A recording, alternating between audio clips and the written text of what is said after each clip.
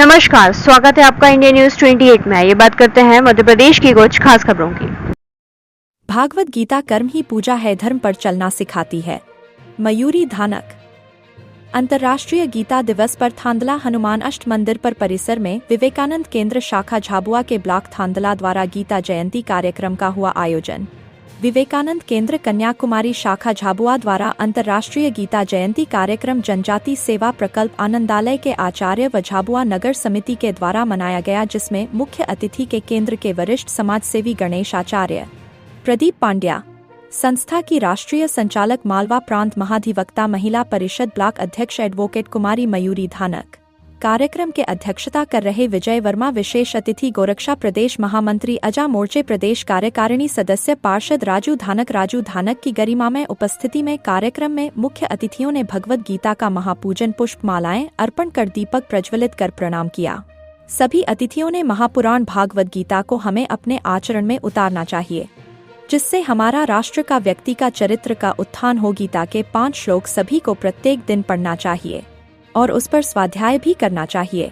इस अवसर पर ग्रामीण क्षेत्रों से आए आनंदालय के आचार्य की दीदियां राखी, पार्वती, सुनीता, गीता, पूजा, रेजना, निर्मला, अनुराधा, साथ ही आचार्यों में बंटी, सुनील हुडिया, राम सिंह, नीलेश आचार्य सहित अनेक समाजजनों, समाज सेवी के साथ सभी कार्यकर्ताओं ने गीता को पढ़ने का संकल्प लिया।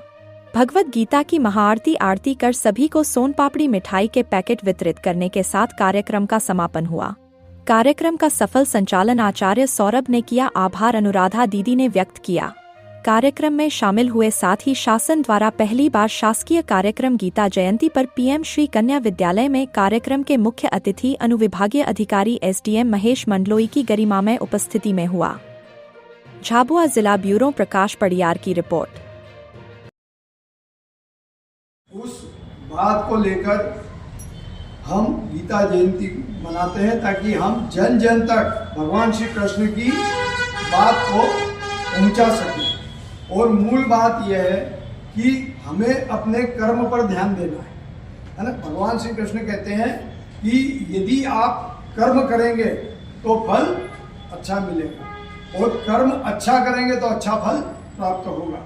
लेकिन वहाँ पर भगवान श्री कृष्ण ने अर्जुन को एक छोटी सी बात बताई, इसके बाद मैं अपनी वाणी को विराम दूंगा। कि अर्जुन के सामने जो थे वे उन्हीं के बांधव थे, उन्हीं के भाई लोग थे, लेकिन वे गलत दिशा में थे।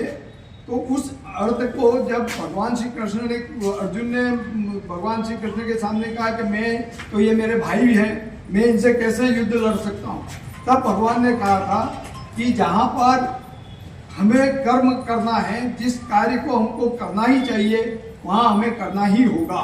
और वही बात मानकर भगवान ने अर्जुन को ज्ञान दिया कि हमारे परिवार में भी यदि कोई अलग गलत रास्ते पे जा रहा है तो हमें उसे समझाने का प्रयास करना चाहिए, ताकि वह सही रास्ते पर। जैसे अभी ने बतलाया कि सामने भाई है और जो है साले हैं, ससुर है, और उनको ही मारना है, तो बोले ऐसा राज्य प्राप्त करके मैं करूँगा क्या। उस समय भगवान श्री कृष्ण ने कहा था कि अन्याय को मिटाने के लिए यदि अपने को भी मारना पड़े तो उसके लिए कोई बुरी बात नहीं। और ऐसा हमारे पास उदाहरण है।